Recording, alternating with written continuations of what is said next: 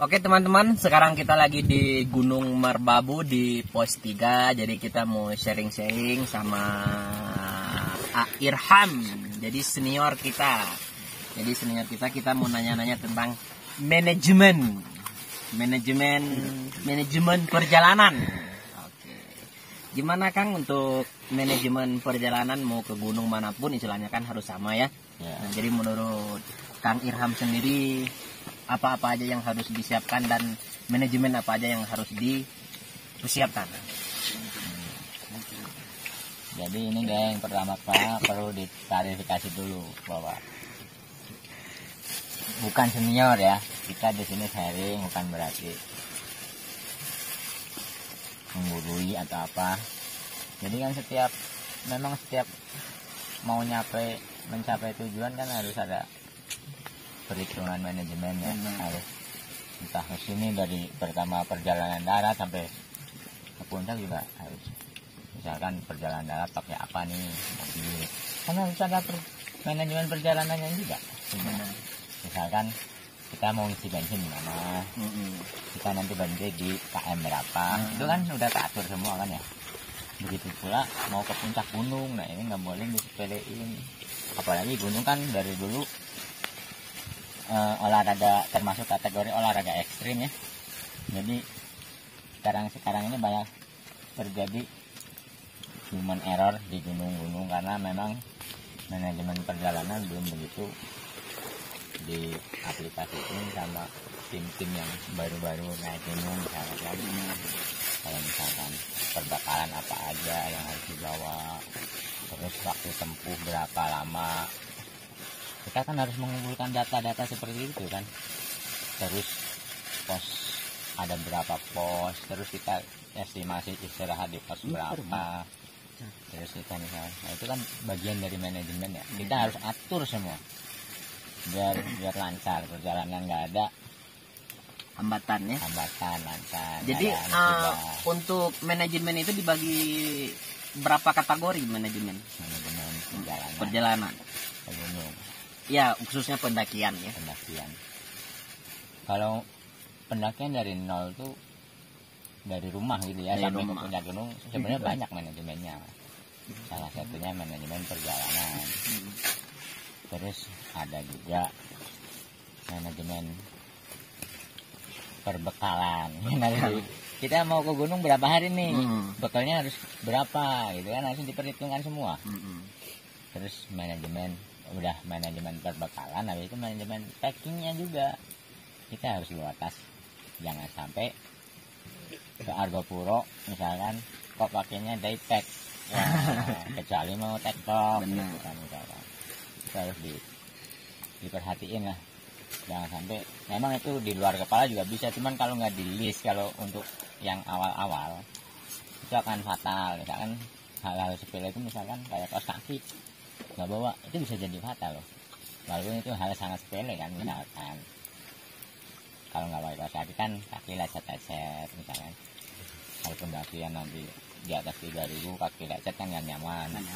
Terus malah ngeganggu tim, terus jalan jadi pincang segala macam lah, pokoknya tragedi banyak terjadi gitu. Banyak human error. Nah, kadang kan waduh nggak bawa ini, nggak bawa, nah, itu kan hal-hal sepele ya, tapi ternyata hal-hal besar itu memang terjadi dari hal-hal yang sepele, hal kecil ya. Kan ledakan besar tuh dari percikan api kecil kan. Nah, sama halnya pendakian, karena ini kan olahraga ekstrim, taruhannya nyawa,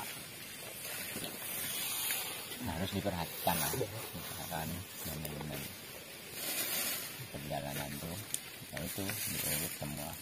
Misalkan contoh lah, kita ambil contoh Merbabu ya, biar ini ya. Soalnya kita lagi di Merbabu. Ya, kita misalkan kita tim dari Jakarta, dari Bekasi, dari Bandung, dari Sumedang. Nah, manajemen perjalanan kita harus tentuin dulu, kita mau ketemuan di mana nih, ya kan? Infonya di mana? Ketemu misalnya Bekasi. Oke, pada ngumpul di Bekasi. Oke, kita pakai apa kendaraannya? Pakai mobil pribadi misalkan. Udah gitu ada lagi kan manajemen perjalanan.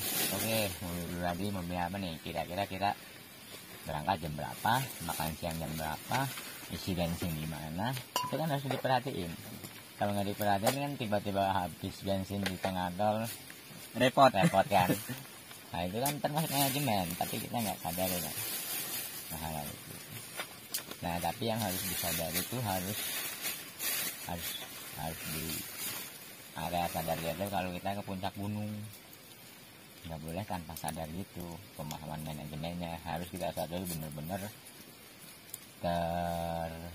terakomodir lah, lengkap dari A sampai Z-nya. Dan kita kegiatan di outdoor di lapangan kan plan itu harus banyak nih. Kalau bisa plan A sampai plan Z kita punya, itu udah cocok berarti sebagai adventurer never dies. Tapi kalau cuman muncak gunung koplennya cuma satu, itu bahaya. Itu biasanya kan banyak yang terjadi gitu kan. Kita fokus kan yang kedua lagi, oke langsung dia berangkat bareng-bareng ya. Kayak yang kita bukan menyinggung yang mengalami musibah-musibahnya, cuman itu jadiin pelajaran buat kita gitu kan. Kita kepo tentang Gibran misalkan, kita tanya-tanya misalkan, ini kenapa ini, kita kan sambil mempelajari human error atau memang musibah alam gitu kan. Kalau dipelajari misalkan, ternyata human error, gara-garanya apa, gara-garanya timnya terpisah misalkan, jadi pelajaran lagi. Itu kan dijadiin, berarti nanti kita pendakian nggak boleh bisa kan, belajar dari Gibran itu. Jadi harus ada leader, bagian dari manajemen perjalanan ya. Kayak gitu-gitu. Jadi manajemen perjalanan satu, manajemen perbekalan harus diperhatiin, timnya juga harus diperhatiin. Ini porsi makannya segimana, ini porsi makannya segimana. Jadi kalau adil kata Rasul kan bukan berarti ABC itu dibaginya satu enggak kan, tapi sesuai kapasitasnya. Misalkan ini porsinya 2 baru kenyang nih. Soalnya ada teman kita kayak gitu ya. Gitu. Soalnya 2-3 piring baru kenyang. Ini setengah piring aja udah kenyang. Nah, itu kan bisa harus terpikirkan juga kan manajemen. Cara misalkan perbekalannya harus berapa, berarti kan harus terhitung kan. Oke, berarti udah masuk ke perbekalan, berarti packing ini sekarang. Packing. Kalau packing kan sebenarnya hal kecil ya, sepele, tapi bisa fatal juga. Misal, karena apa fatalnya? Contoh kita packing aqua nggak bener, terus packingannya packingan kering misalkan, nggak pakai plastik, nggak pakai musim kemarau lah, packingan kemarau kan, tiba-tiba bocor, terus basah semua kan, terus pas ngecamp jadi kedinginan, akhirnya hipotermia, akhirnya kelaparan, akhirnya meninggal kan, bisa jadi kan kayak gitu kan. Atau salah packing misalkan kayak jas hujan. Jas hujan kan istilahnya kan perlunya yang paling atas. Jadi malah ketaruh paling bawah. Jadi kan jadi hal masalah paling besar pun ya. Nah, Sule bisa lihat nih orang-orang senior pecinta alam nih. Dia kalau packing itu karena ada pendidikannya ya. Dia kalau packing nih, misalkan dulu kan nggak musim lampu-lampu gini kan. Nggak musim. Jadi kalau ngecamp tuh ya ini penerangannya itu api unggun, semua gelap biasanya kan.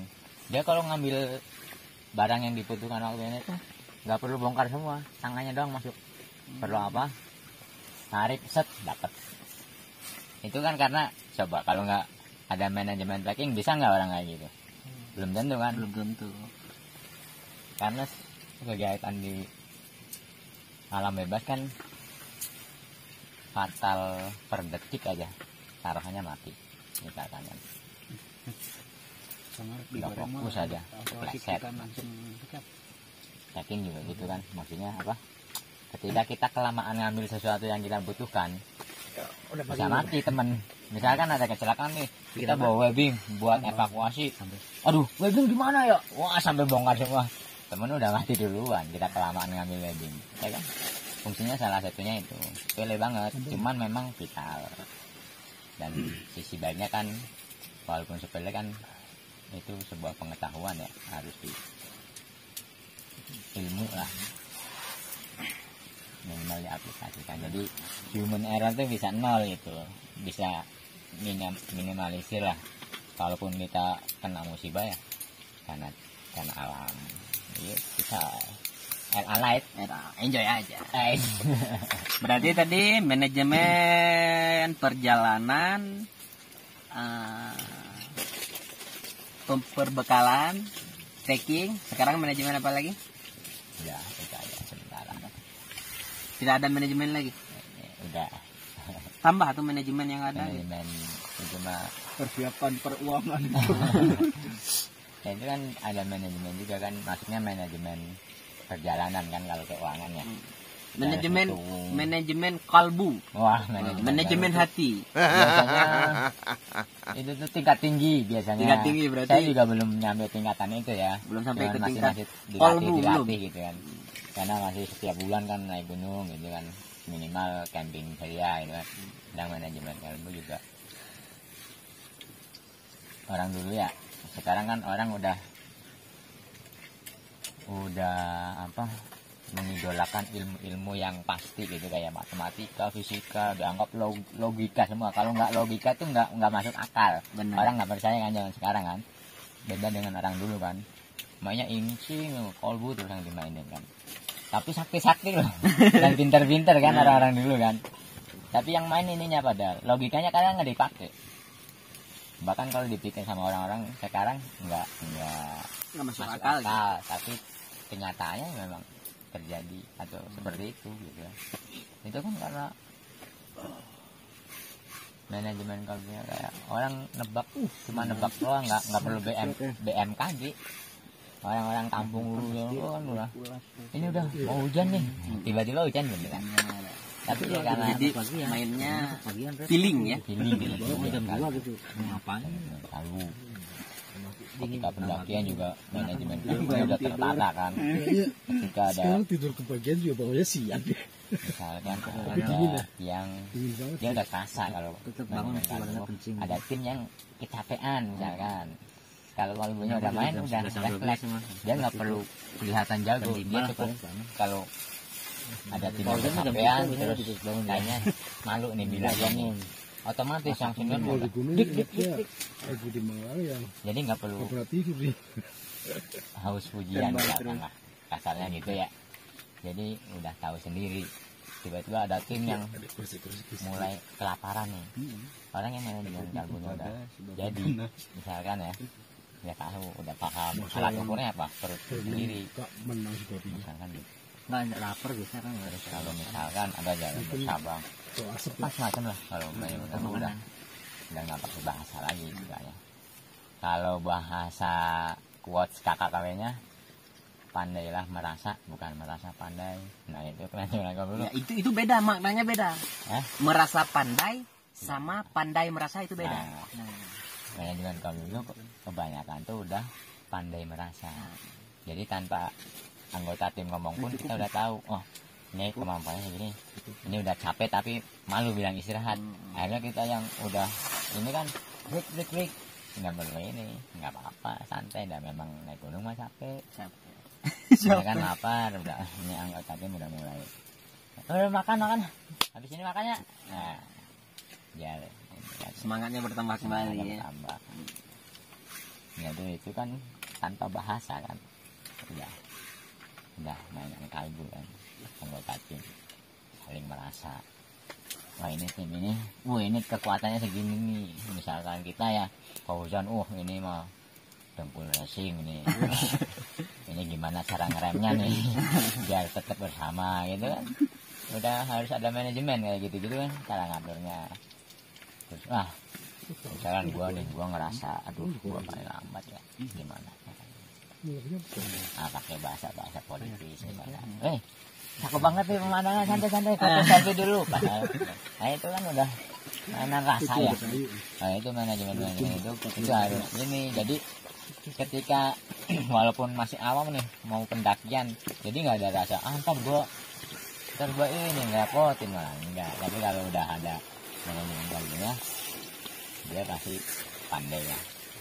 misalkan pengen capek pengen istirahat, ternyata kok timnya dengkul racing semua nih, dia pakai bahasa politis misalnya, pemandangan lalu yang bisa dulu, padahal kita pengen istirahat, kan ya, daripada nggak enak kan, benar. Nah itu perlu dilatih.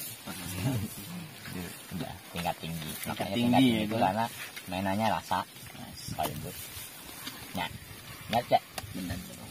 And I like it. Oke guys, untuk kali ini kita makan dulu. Kita mau makan dulu, jadi kita berbincang-bincang sama Irham Cipi. Emang mau makan apa? Kita mau makan. Masak apa aja sih emang? Coba bisa dikamerain? Enggak, rahasia. Oh, rahasia. Nanti aja ya. Nanti aja. Ya. Jadi mudah-mudahan ada yang bisa didapatkan. Sampai ketemu nggak ada manfaatnya ya. Next strip. See you